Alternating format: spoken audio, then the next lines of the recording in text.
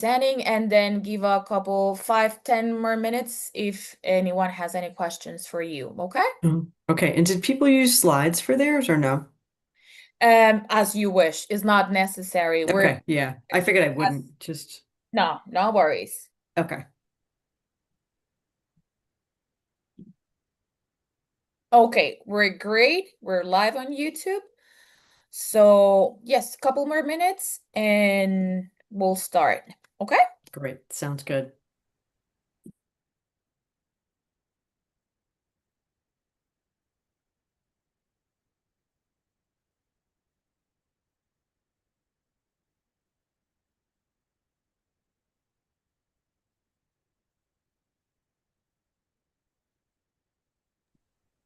Bueno, gracias a todas y todas las personas que se puedan conectar hoy a nuestro webinar o masterclass con Lisa Coyne, una invitada muy especial que también nos va a acompañar en la primera conferencia regional latinoamericana en Bogotá, Colombia, en la Universidad de los Andes.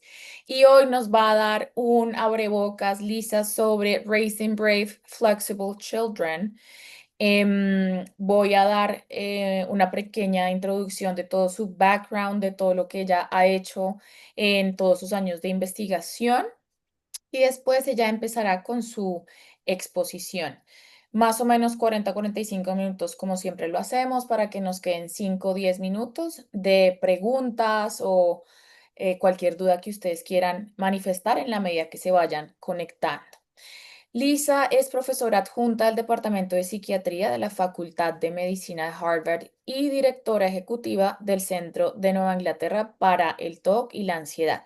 Es psicóloga clínica colegiada y ha trabajado para mejorar el bienestar psicológico de niños, adolescentes y adultos durante casi 25 años.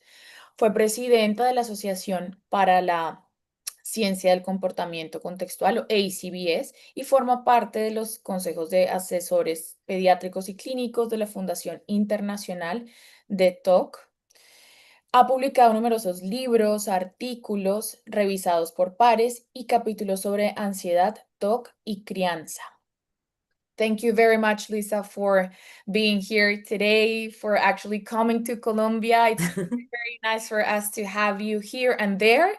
And whenever you want to start, please go ahead. Thank you so much. It's really lovely to be here, and thank you for the invitation to come to Columbia and to present today.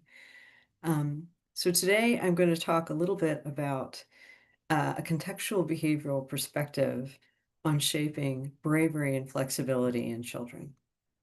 So as a young student, when I was learning first to work with anxiety, obsessive compulsive disorder, and other avoidance-based disorders, as well as disruptive behavioral disorders like oppositional defiant disorder, ADHD, etc. A lot of the approaches that I learned were about how to get children to stop doing things that were problematic, how to limit their behavior, how to minimize it, etc. And this is especially present in exposure-based approaches, right? When we think about exposure treatment, right? And if you're unfamiliar, exposure-based treatment involves having individuals move towards things that are uncomfortable, cause fear, feel threatening, and to stop avoiding, right? So stop engaging in any behavior that would help them feel less anxious, right? So most approaches, or when you think about exposure-based treatment, it's about how do you get people to stop avoiding stuff? And you know what? I even published a book with some dear colleagues called Stop Avoiding Stuff to that end. But early on, I had a mentor who had spent his career working with young children and parents and disruptive behavioral disorders. And he always said, you know, it's so hard to teach people to stop doing something. It's so much more fruitful and beneficial to teach them what to do instead. And so I've taken that principle with me throughout my career, and it is an incredibly helpful principle when you apply it to exposure-based treatment.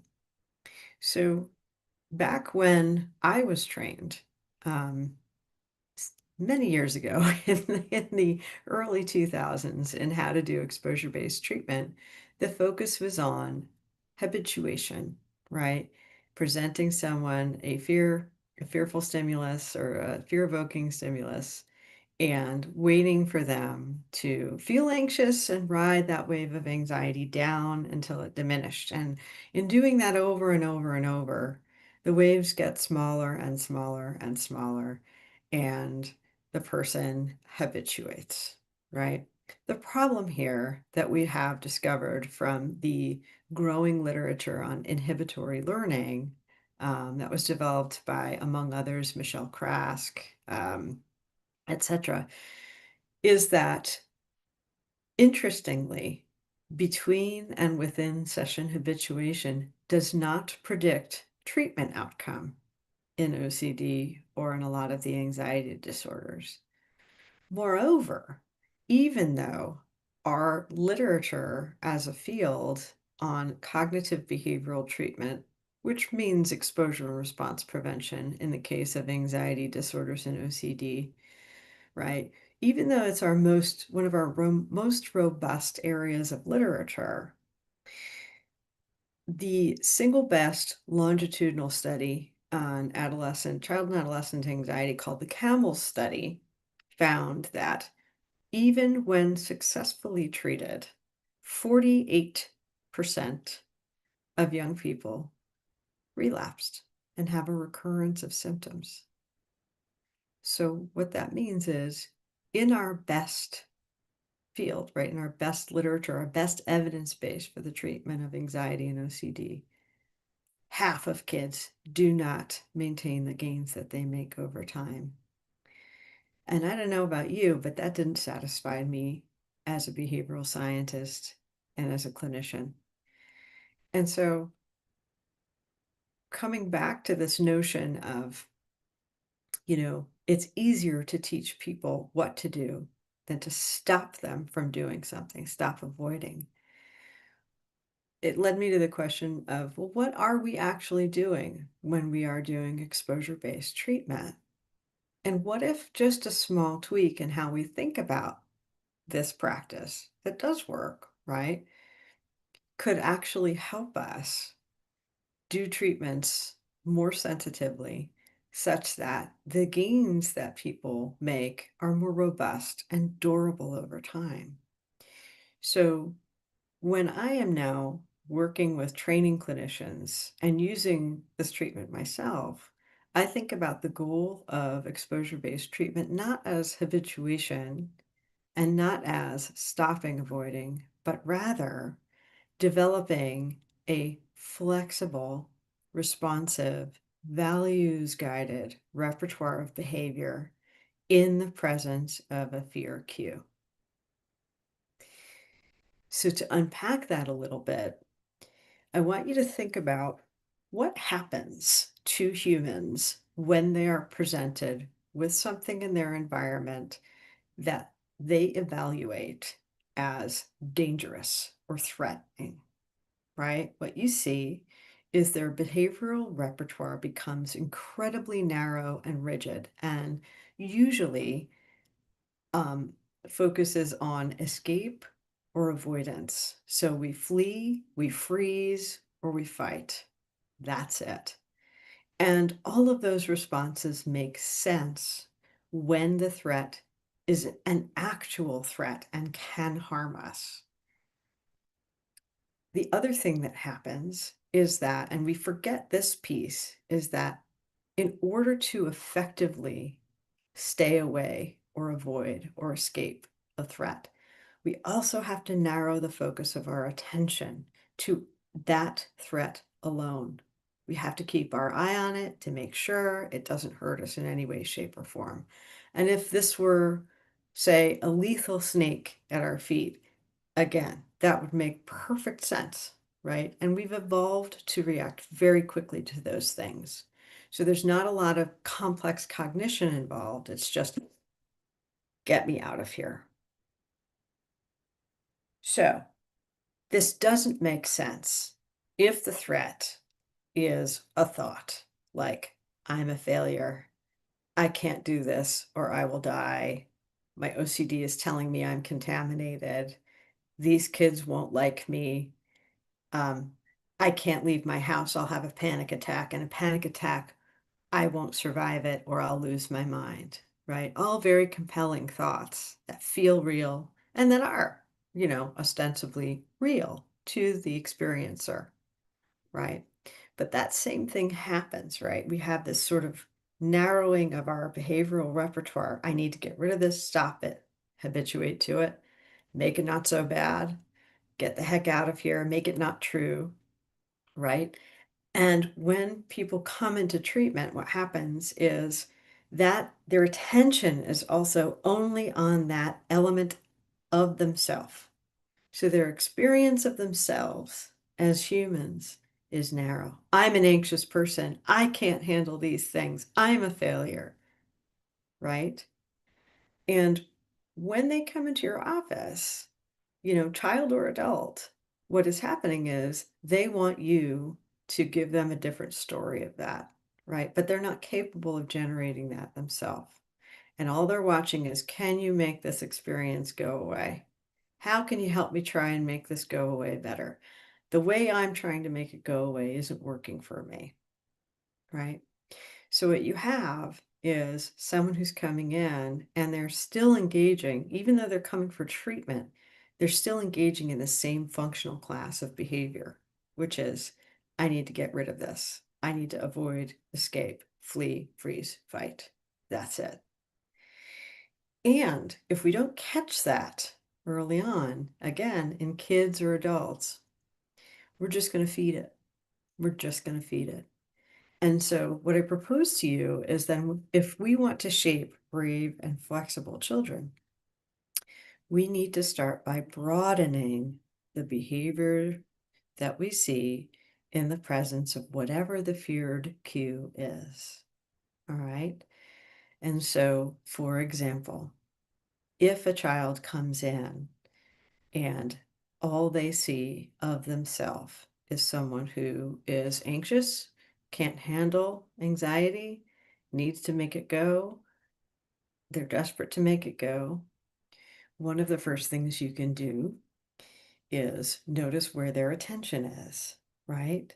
And anxiety tends to live in the part of us that we might call our advisor, right? In the model, the beautiful model developed by Louise Hayes and Joseph Taraki, right? And our advisor is our threat detector, right? If you're new to this term, it's a really wonderful model. And you might insert the word mind here for advisor, right? It's how we talk about our mind in more adult focused or general act, right? But its function is it's our threat detector. And what it does is, based on your past experience, it makes guesses about what you should do, what's dangerous in your world. And because it's a good threat detector, it's on all the time. You can't turn it off, which is why our minds are constantly talking to us. And it's over inclusive of threat. It doesn't want to miss anything. So it may be over evaluating threats. It may be evaluating more things as threatening than are actually threatening. And so it tends to be a little bit critical and a little bit negative, right? So we have this advisor that pops in, and because it's trying to prevent harm from coming to us, it's often spending its time in the future, trying to see threats before we get there. So that's a very narrow focus, right? And it does all the things minds do. It evaluates, it catastrophizes, it judges, it criticizes, blames. Um, but what it doesn't do is slow down, and it doesn't spend time in the present moment. For that, we need our noticer. And I promise you that most anxious kids and teens do not spend a lot of time in their noticer, right? They're trying to avoid anxiety, and thus their focus is captured by potential fears and harms and that anxiety exactly. So one way of starting to shape a broader repertoire, and probably the first, most basic and most important step, is to begin teaching that child to notice. Are you here now, or are you there then in the future, right? Where is your attention? Because that is a discrimination, while simple, they may not be capable of making very clearly. So starting with, let's bring our attention here. Let's slow down, right? And you might give them some very simple prompts. And this is good for any age, right? Very simple prompts like, notice what you see around you in the room. Notice how your clothes feel on your body. Notice the temperature of the air. Can you notice something you haven't noticed in the room around you? Have you noticed whether you're comfortable in your chair as you're sitting? Would you like to shift? Right? Then, and you'll notice that when I'm shaping this and talking about this right now with anxious kids, I am not starting with noticing your breath, and I'm not starting with noticing what's going on inside your body. You may be wondering why, or maybe you didn't notice, but this is important. Um, with anxious kids, many of them have fears about their body. They may have fears of, oh gosh, am I going to have a panic attack? Or they might have health related anxiety where they're already noticing all of the noises and bumps and gurgles their body makes and treating them as scary, right? So if I begin shaping present moment awareness with interoceptive cues, guess what? I've just put them at the beginning of an exposure hierarchy, maybe even at the top of it. So I want to be thoughtful when I am shaping behavior, right? That I am thoughtful about what's the first right step for this young person, right? And going slowly. Maybe they don't know how to slow down. Maybe they don't know what that means. Maybe it's scary to slow down. If we think about um, cognitive rituals, right? Rumination or worry, per the work of Tom Borkovac. The function of those is, of course, to avoid, to give a sense of control. I'm solving something. If it's rumination, we're trying to fix something in the past. If it's cognitive rituals, I might be rehearsing a scene over and over again to check. Did I offend someone? Did I make a mistake? Did I hit someone with my car? If it's worry, it's probably in the future, right? What if this happens? What if that happens? How am I going to handle it? I'm not going to be able to handle it. What am I going to do? Right. And so teaching kids, so when you let go, first of all, of these behaviors, right? And these are, we would conceptualize things like cognitive rituals, rumination, and worry, right? All forms of avoidance as volitional, right? Whether or not they occur to a child like that, they may feel like it's just something that happens. I worry. That's okay. That's their experience and that's their truth. We want to start using language about this is volitional because what we want to teach kids is how to, again, notice that they're doing it. Notice I didn't say we're going to teach them to stop doing it. We're going to teach them to notice that they're doing it. And instead of stopping, we're going to teach them to bring their attention from the past where they're rehearsing things to here now. We're going to teach them to bring it here now from the future where they're worrying and projecting. And we're going to teach them how to notice their thoughts. So now we're moving into being more fully housed in our noticing space and stepping back from our thoughts, which you will recognize as a diffusion strategy, right? And really, what it is we're taking a different perspective, a more flexible perspective on our thoughts, right? So instead of framing stopping rumination, which we do actually want people to stop, right? We do, like, just to be very clear, rumination isn't helpful. We want to give them what they're going to do instead, which is to spend more time in the present moment and to notice and observe their thoughts and treat them as thoughts. So we're starting to shape this different way of relating to one's thoughts. Nothing to solve, just simply something to notice, right? And it's subtle, this difference between stopping and teaching noticing, but it's important because it's much easier to prompt noticing than to say, stop that. What do I do? What does that even mean? Then I'm stuck trying to stop it. Um, I had the great pleasure of sitting in with some regular meditators every Sunday for 20 minutes. And they are in they're 70, 80, some older years old. And it's such an honor sitting in with them. And I, despite all of my years of teaching ACT and mindfulness, did not have a regular meditation practice of sitting. I meditate all the time when I'm active as someone who has ADHD. It helps me to be moving. And so the first time I sat for them was really funny because I realized how bad I was at meditation. I kept thinking like, gosh, my mind is all over the place. And then I would try and bring it back. And then I thought, oh my gosh, I can't just notice that it's all over the place. And then I was struggling to stop doing something. And I thought, oh, that's not meditating either. That's me struggling with my mind in this different way.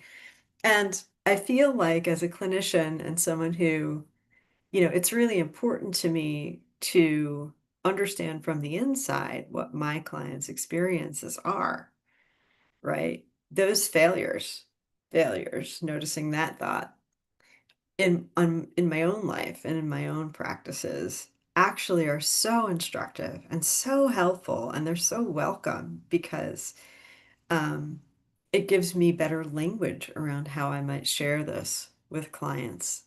Um, and it gives me a better sense and ability to step into their perspectives if I know what it feels like to really be crappy at these things that I'm trying to teach them to do. All right. So we talked about shaping, slowed down, broader attention. We talked about discrimination, right? We talked about noticing, are you here now or were you there then? And then when I do have someone actively practicing being in here now, having them noticing lots of things. So it's not we're not keeping their focus just on anxiety. We're noticing many things that are going on, and we're really appreciating and savoring the complexity of all of the things that show up in the present moment. We can feel anxious and vulnerable and hopeful and willing to be curious and doubting ourselves and maybe having a little hope that maybe we can do this to be more flexible, right? There's many things there. And so what we're doing really from an RFT perspective through this broadening of attention and awareness is we are making more um, stimuli potentially available in the present moment, which was previously avoided by being in the future or the past. And we are building on the complexity of the derived relations that are happening. So I'm not only anxious, I'm anxious and strong, I'm anxious and hopeful, I'm anxious and I can pay attention, I'm anxious and, my body feels good or bad in this chair, and I actually can choose to move it if I want to. So the other thing that shows up when you start to shape present moment awareness and this flexible, more broad scope of attention is choice arrives. So whereas things might have felt like have tos, like, or they just show up, like worry just happens and rumination just happens and I just have to do these rituals, they just start. Choice starts to come back, right? Because if we're slowed down, we can notice. And a metaphor I'll give to kids sometimes is I'll talk about the martial arts and say, you know, if you were going to deliver a blow to your opponent, what would be better? If you're moving around and you're back and forth and you're here and there, or whether you're standing and you're rooted to the earth and you've got all that power, right? And the metaphor being, if you're rooted and here in this moment now, you are much more able to handle things as they come. So agency develops and all of these things start. So now what? Once we started shaping this piece, which by the way is a process that should continue, it's a practice that should continue throughout treatment and beyond treatment in and between sessions. Now what? What's next? Well, since we have broader awareness and attention, we have agency that shows up, we can begin to check in with, well, what else is there? What are the things that are important to us? What are the things that we may have missed, forgotten, lost, regret, or grieving because we were so busy trying not to be anxious or scared or uncomfortable? We've completely lost touch with, well, what are the things we want? What are the things we care about? What are the things that make us feel a sense of vitality and alive? And of course, I'm talking about valuing, right? But when one is avoiding one aspect of their emotional or cognitive experience, unfortunately, they lose contact with all of their emotional and cognitive experience, right? So now that we're stepping out of that, helping kids begin to step into what are the things that we care about and how do we want to move through the world. And of course, they may not know how to do that. There's a long talk we're going to talk about at the conference. I'll save some of that in terms of valuing and how it looks developmentally across different ages, right? Because it doesn't look the same in younger kids and teenagers or adults, does it? Right. And so how do we shape that? How do we know where to start? Is it that there's something important and it's a goal and or it's concrete? How do we shape that?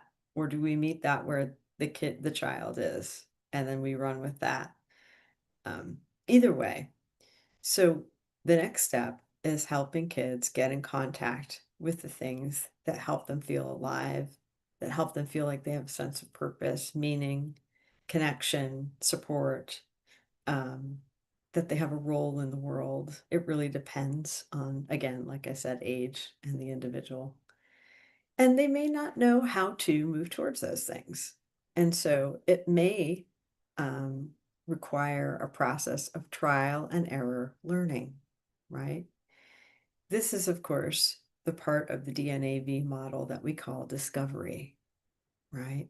This is where the rubber, as it were, hits the road, which I don't know, that's an American idiom. And they're talking about cars, of course, where this is where we start to move. Um, and so discovery is a process of once we've stepped out of our advisor space and out of our mind and into our present moment experience to start behaving, trying new things, and noticing the effects of our behavior on the world around us, how it influences us, how it impacts other people around us. And that gives us the information that we need to see whether or not we want to keep going with this or we want to change it. Now, this is an interesting thing, right? And so I want to back up a little bit here. The DNAV model is based on a theory of evolution, which is very elegant and simple without being simplistic. When we think about evolution, we usually think about the characteristics of organisms, right? Like, why do zebras have stripes? Why do giraffes have long necks? Who the hell came up with a platypus, by the way? I don't know, whatever. But for some reason, evolution dictated that they have all the parts that they have. But the thing is that behavior also evolves all the time. And when we can apply evolutionary principles to behavior as well, right? So we behave, that behavior is met with, it's either selected to continue because it gets us what we want, or it doesn't get us what we want, or it harms us. And so we usually let that behavior fall by the wayside, right? And then it's retained, and then we keep going. In order for that process to work, we actually have to be present and in the present moment to learn from the effect from our environment. How does my behavior work? And this is one of the most perplexing things I remember when, you're working with a stuck client and you can't figure out how come they're not learning? How come they're not learning from how come they can't see that their behavior isn't working? Well, because they're not really there, because they're in the future, they're in their advisor. And so all they're looking for is my behavior consistent with the story that my advisor is telling of who I am? See, I'm anxious. Nobody's going to like me if I go and try and make friends with them. See, nobody likes me because I'm anxious, right? It's a closed loop. And so, in order to discover, we first need to be in the present moment and open, accepting, aware of our experience. And we need to let in what about our behavior works and doesn't work, or what serves us and doesn't serve us. And if we are living our lives and the major goal is to avoid discomfort, the odds of learning from discovery are slim, right? And so, in order to discover, we need to step out of pliance, right? In our advisor, where we're kind of just looking for, is my behavior consistent with the story in my head? And into tracking, where we're actively noticing and looking for feedback from the world about how our behavior is working for us. Now, one of the things that I think is very helpful to support discovery is teaching self-kindness and self-compassion. We need to make room for failing, right? We need to make room for mistakes. Mistakes are how we learn. We need to make room for discomfort because if we're comfortable, we're not learning. We're in our closed loops.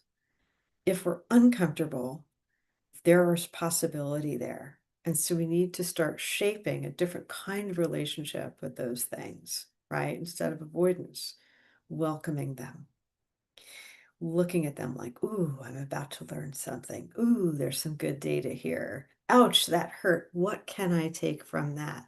What am I supposed to learn from that? Could I slow down and try it again and see what happens, right?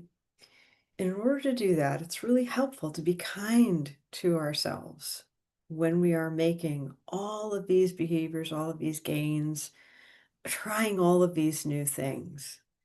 And I want to kind of sum up by saying, like, this adventure, right, of thinking of exposure in this way, that the function and the purpose is really to shape a broad, flexible repertoire, right? And a brave one, too, because we're going to make room for things that feel hard and that our minds evaluate as potentially harmful to us, right? We need to be gentle with ourselves. We need to fail. And I think that moving forward in this way when we're working with young people is really helpful because we can always think about what is the behavior that we want to be shaping? What is the thing we want to see more of? How are kids getting in their own way? What are the subtle forms of avoidance we're seeing? And how can we help them get in contact with things that will keep them discovering, right? Which is valuing, motivating, thinking about what's kind of things do I want to move towards in my life? How do I want to move into the world? What kind of person do I want to be? And again, more on that at the conference. You'll just have to come and see me there. But I think that this is hopefully a helpful way to think about what we're really doing when we are teaching and using exposure-based methods. And ACT is, of course, as you can tell, an exposure-based treatment because it's all about shaping broad, flexible, sensitive, values-oriented repertoires in kids and helping them continue to learn, right? When you see sort of psychopathology, you might even conceptualize as a failure in learning, right? Because we're stuck in our heads and we're not really in the world. So I will stop there. And thank you so much for listening to this giant brain dump. I hope it was useful. And if there are any questions, feel free to ask them. It was great. Thank you so much for sharing and give us a glimpse of what you're gonna do at the workshop and the master classes that we're gonna have at the conference. Probably, Ludiet, ¿estás ahí? ¿Quieres hacer alguna pregunta ya que pudiste entrar quizá después de que empezamos? Hola, estaba leyendo un Hola, poco. Hola, buenos días, ¿cómo están? ¿Qué tal? buenos días. Mucho Estaba, gusto. estaba escuchándolos y estaba leyendo lo que habían hablado un poco antes y por ahora no tengo preguntas. Ok, vale, gracias. Vemos que tú eres de Red Papás, que justamente trabajarás entonces con niños y sus padres. Lisa, I was wondering if probably, where is her name? It says that she actually works with kids and their parents. So, she was just reading and like getting like the whole conversation topic and everything else, but probablemente así no sea de la charla, porque ya entraste después, quisieras hacer algún comentario o alguna pregunta para Lisa en general. Ok, me parece importante mencionar que, pues sí, trabajo con niños, niñas y adolescentes y ella comentaba pues sobre la autocompasión en Ujú, esa posición de cuidado, ¿no? right. Y más que una pregunta, es una afirmación de lo importante que es cuidar a los demás, cuidar de sí mismo para cuidar a otros. Y pues nada, muy valioso lo que nos está contando. Okay. She was just saying that it's really important what you just mentioned before about self-compassion and self-kindness. Mhm. And also as us as therapists, Right. on it with ourselves. Creo que es lo que quieres decir, ¿cierto? Como Sí, que, sí, sí. vale. Mhm. That's I her agree. her reflection on everything that you just said before. I Um, completely agree. I think that that's what we do, right? And I think therapists are more powerful when they are engaging in their own trial and error learning in session and they give themselves permission, and work with a young person to try things and again make room for how did it work? Did it not work? Did I like that response? Because if we aren't doing that, we're not going to really sensitively and responsively be there for our clients. We're not going to learn from them. And one thing I always say to my trainees is that your clients are going to teach you what they need. If you pay attention, they will teach you what is going to be helpful for them or what's not.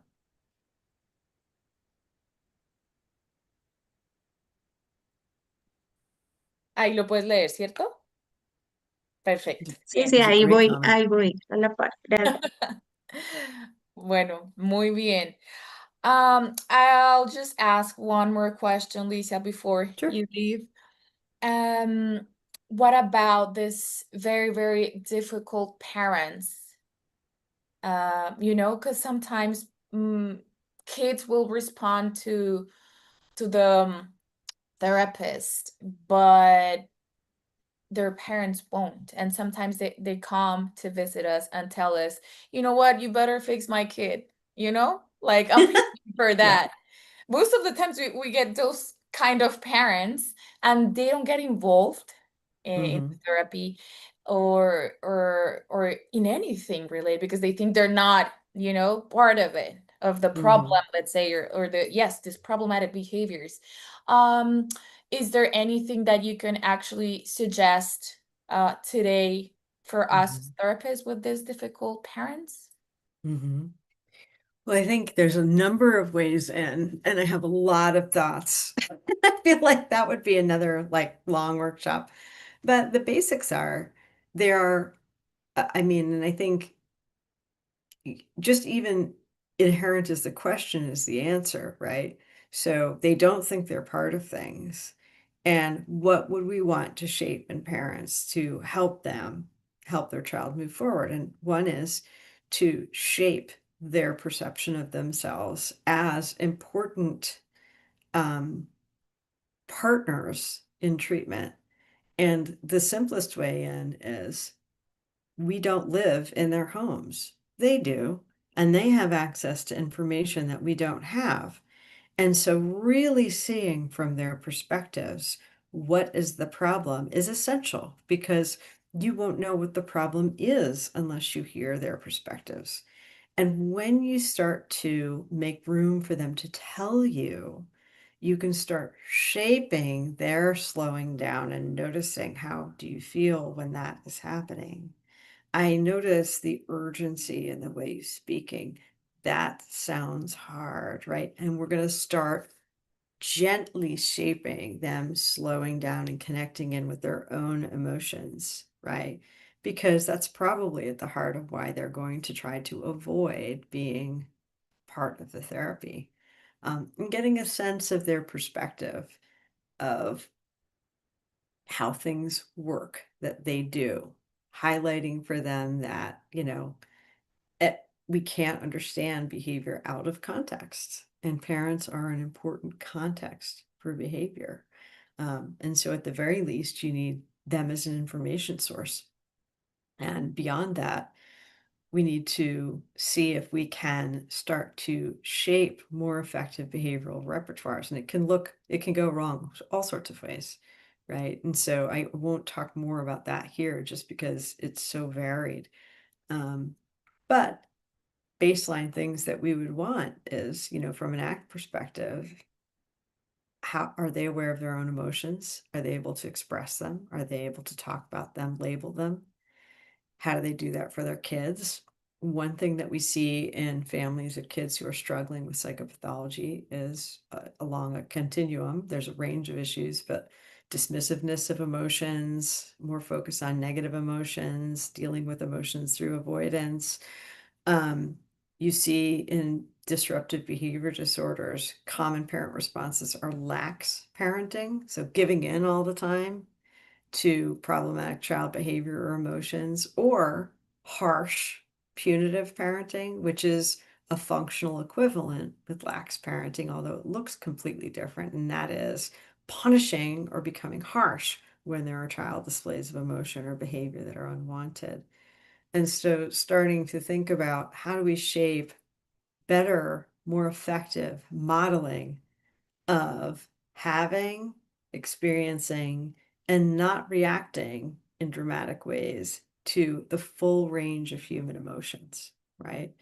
That's one thing. And there's many more, but I think the simplest way in here would really be to highlight their role as an information source. In fact, they're essential.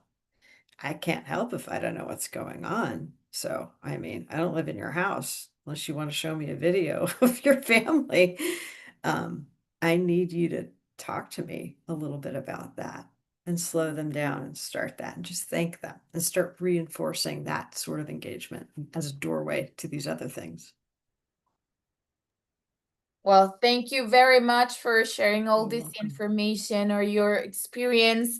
Remember, guys, todos los que están viendo estos eventos, estos webinars y masterclass que estamos haciendo con nuestros invitados de la conferencia, Lisa estará con nosotros entrenándonos en un workshop intensivo de todo lo que hoy nos está hablando, claramente con todas las habilidades que ella pueda facilitar, pues en ese día no se lo pierdan.